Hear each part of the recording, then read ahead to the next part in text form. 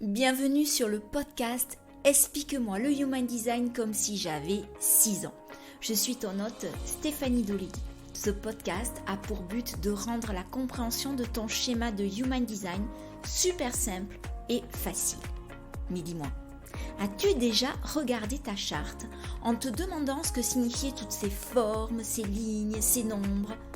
Peut-être même as-tu déjà lu la description de ta charte et t'es-tu senti submergé et perdu par toutes ces informations ?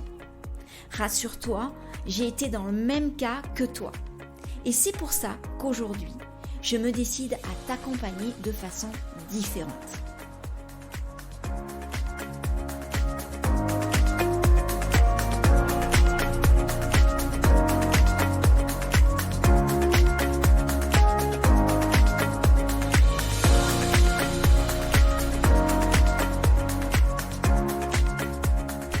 Bienvenue dans ce nouvel épisode de Explique-moi le Human Design comme si j'avais 6 ans. Aujourd'hui, on va parler des manifesteurs. Dans l'épisode précédent, nous avons vu qu'il existe 5 types énergétiques. Le manifesteur, le générateur, le manifesting générateur, le projecteur et le réflecteur. Je t'invite dès maintenant à télécharger gratuitement ta charte si tu ne l'as pas encore déjà fait pour savoir à quel type énergétique tu appartiens. Je te mets le lien dans la description de ce podcast, sinon tu vas sur mon site www.stéphaniedoligui-coach.com. Je t'invite également à télécharger et à imprimer le mémo que je t'ai préparé sur les types énergétiques. Je pense sincèrement que cela peut être utile de l'avoir à portée de main.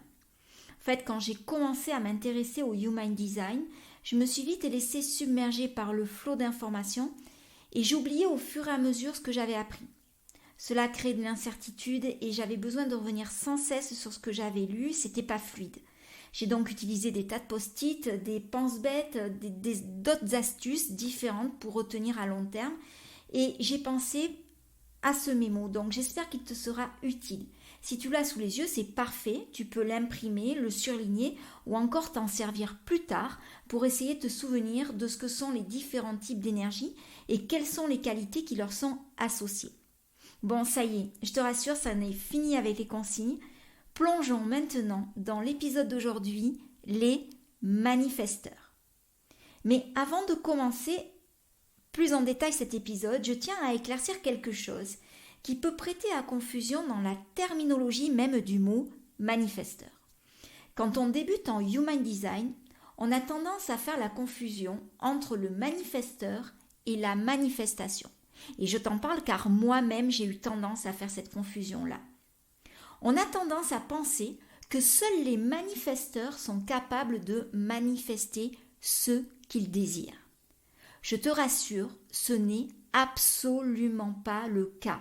C'est une terminologie trompeuse. Tout le monde, et heureusement, a la capacité de manifester ce qu'il veut dans sa vie, quel que soit son type énergétique. D'ailleurs, dans de futurs épisodes, nous aurons la chance d'aborder la façon de manifester en fonction de qui on est. Donc soyons bien clairs, nous ne parlons pas dans cet épisode du pouvoir de la manifestation. Et pour enlever toute ambiguïté dès le départ, je te propose d'associer à ce terme de manifesteur un autre terme qui vient de Karen Curry Parker et que je trouve beaucoup plus parlant, beaucoup plus pertinent, ça résonne davantage pour moi. Il s'agit du mot initiateur. Car le manifesteur est bien celui qui initie l'action. Le manifesteur n'est pas le plus commun des types énergétiques. Il doit représenter environ entre 8 et 9% de la population. Pourtant, on reconnaît un manifesteur quand il rentre dans la pièce, car il a une aura très forte, très magnétique, sélective. Si tu as la charte Human Design devant toi, un manifesteur se reconnaît car son centre de la gorge est relié à un centre moteur, c'est-à-dire soit le centre du plexus solaire, soit le centre cœur, aussi appelé centre de l'ego, de la volonté, soit le centre racine. Ce sont des centres qui sont en couleur, car ils sont définis. Il fait partie des types dits énergétique avec le générateur et le manifesting générateur, car il a un centre moteur défini. Pourtant, et ça je tiens vraiment à mettre l'accent dessus, son centre sacral n'est pas défini, contrairement au générateur et au manifesting générateur. Il ne pourra donc pas compter sur une énergie constante et pourra ressentir des grands moments de fatigue. Donc si tu es manifesteur, ne t'étonne pas si tu as des gros moments de mou dans la journée ou quand tu te lances dans une activité quelle que soit. Tu ne peux pas compter sur ton énergie. Ton énergie va être plutôt une énergie cyclique en fonction de ton inspiration et de tes idées. Ça n'en reste pas moins une énergie forte et inspirante. On reconnaît un manifesteur donc à sa capacité d'initier l'action, de l'idée les autres. C'est celui qui ouvre le chemin, qui fait bouger les choses. D'ailleurs, quand on est parent d'un petit enfant manifesteur, on peut s'étonner de leur capacité à savoir très tôt ce qu'ils veulent, que ce soit en termes d'éducation, d'activité ou de passe-temps. Et ils en informent dès le plus jeune âge leurs parents. Ils veulent être très autonomes. Ils naissent en sachant ce qu'ils ont besoin et ils peuvent s'autodiriger dans leur vie. J'aurai l'occasion de te reparler de la parentalité à travers le prisme du Human Design dans les prochains épisodes. C'est quelque chose qui me tient particulièrement à cœur, moi qui étais enseignante pendant des années, et il est évident que l'on n'éduque pas de la même façon un manifesteur comme un projecteur, un réflecteur ou un autre type énergétique. Pourtant, on n'échappe pas au conditionnement de notre environnement et quand on est manifesteur, on peut facilement tomber dans le piège de vouloir faire plaisir à tout le monde au risque de s'oublier. Il existe deux catégories opposées dans ce conditionnement. Soit on tombe dans le piège de vouloir faire plaisir à tout le monde, soit on devient un super rebelle. Ce sont deux faces d'une même pièce qui s'expliquent toutes les deux par la peur d'être contrôlé. Un manifesteur n'aime pas qu'on le contrôle. Il aime la liberté de façon absolue. Il n'a pas besoin qu'on lui dise quoi faire. Il n'a pas besoin forcément de conseils. Il n'attend pas de validation ou quoi que ce soit qui viendrait de l'extérieur. Et c'est quelque chose qui peut être perturbant pour son environnement. Et c'est pour ça que le manifesteur peut aussi paraître pour quelqu'un d'égoïste, mais il n'en est rien. C'est juste qu'il n'a pas besoin d'attendre quoi que ce soit. Il sort et il fait bouger les choses. Il ouvre des voies, des sentiers. Il peut être très spontané. Il n'a pas besoin de planifier quoi que ce soit et il n'a pas forcément de stratégie nécessaire. Il a juste une idée et il la poursuit spontanément quand il a cette poussée d'énergie qu'il ressent au plus profond à l'intérieur de lui-même et qui lui dit « Ok, vas-y, c'est ça qu'il faut que tu fasses ». Et comme je te l'ai dit précédemment, le manifesteur ne peut pas avoir une énergie constante comme peut l'avoir le générateur ou le manifesting générateur. Ça agit de façon fluctuante avec des poussées et des retombées d'énergie. Donc le manifesteur va être très très motivé par moment et va avoir besoin de grands moments de repos par la suite.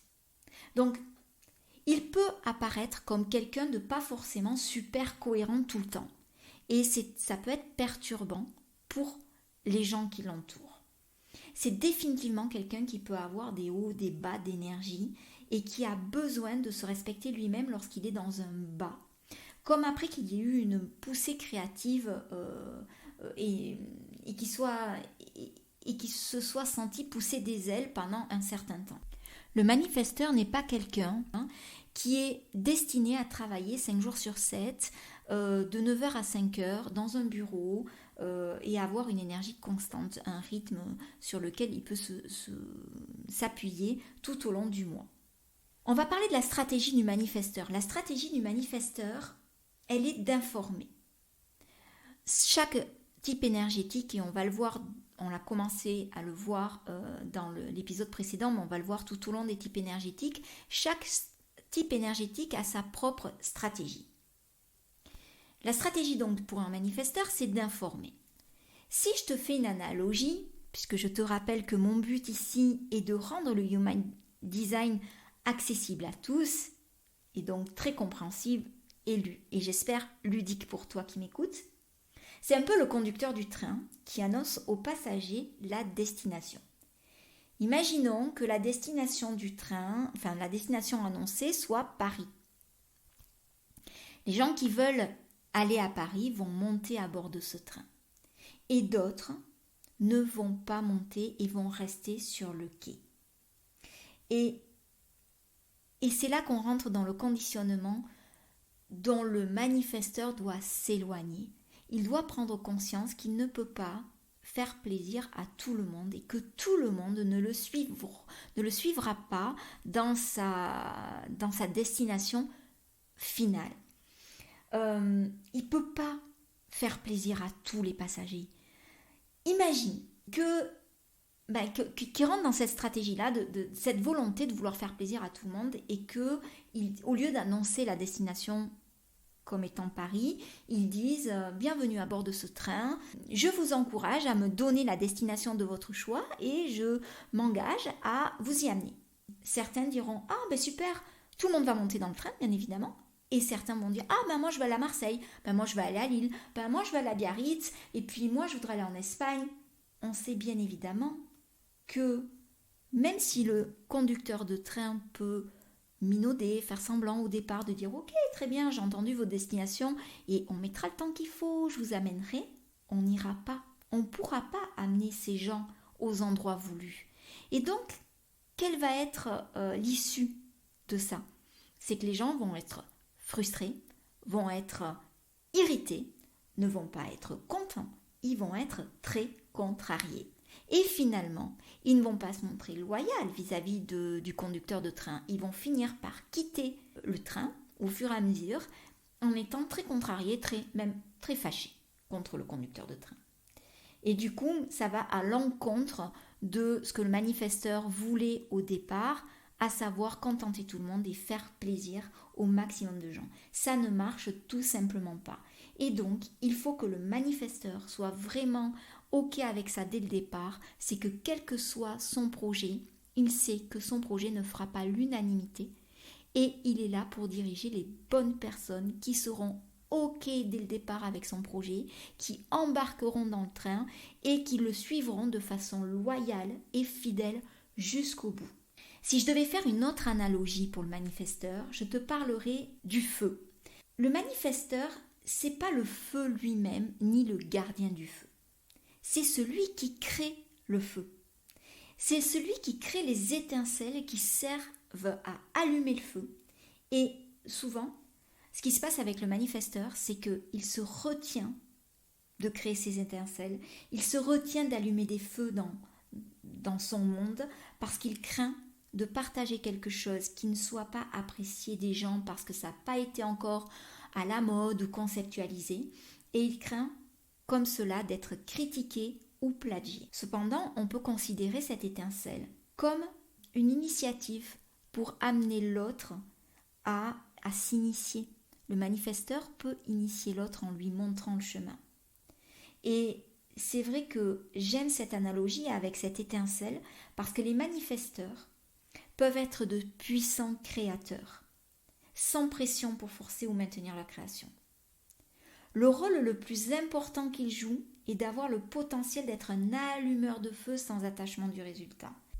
Quand le manifesteur est en alignement avec lui-même, il ressent un sentiment profond de paix intérieure. Il est le plus heureux du monde lorsqu'il peut se détendre, lorsqu'il se sent libre d'être qui il est au plus profond de lui, ou lorsqu'on le laisse seul pour faire ce qu'il a à faire et que tout le monde respecte ça sans aucun jugement. La chose à retenir, c'est que la paix, le manifesteur l'obtient aisément en informant les autres dans sa vie. C'est l'objectif du manifesteur de se sentir en paix. Mais l'autre côté de la médaille, c'est que c'est très facile pour lui de négliger, d'informer les autres. Ce qui a pour conséquence, en fait, de laisser les gens avoir l'impression d'être en dehors de sa vie, et cela crée une résistance de la part de ces gens-là, de l'entourage du manifesteur. Recevoir trop de résistance peut alors le faire sortir de l'alignement et lui faire exprimer le thème de son non-soi qui, chez le manifesteur, est la colère. La colère chez un manifesteur peut s'exprimer sous différentes formes. Elle peut se manifester sous forme de bouffées de rejet intense, d'un sentiment de perturbation dérangeant ou d'un fort agacement envers les gens et le monde qui l'entoure. Et il est très courant et naturel pour un manifesteur de blâmer les circonstances ou les personnes dans sa vie lorsqu'il se sent restreint, enfermé, piégé. Et donc pour lui, c'est la première chose qu'il va mettre en avant, c'est qu'il blâmera ce qui se passe à l'extérieur de lui-même. Mais ce que je trouve intéressant dans le Human Design, c'est que cet outil nous aide à prendre conscience de notre responsabilité dans nos choix et dans la façon de vivre nos émotions, et ça, quel que soit notre type énergétique.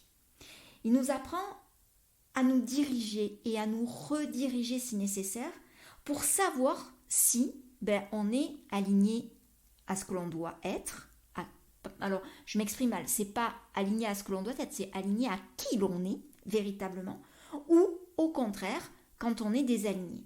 Et c'est à nous de tenir la barre du bateau et de se dire, ok, je redresse, je me remets en question, je tâte là où sont mes responsabilités, là où elles le sont moins, etc.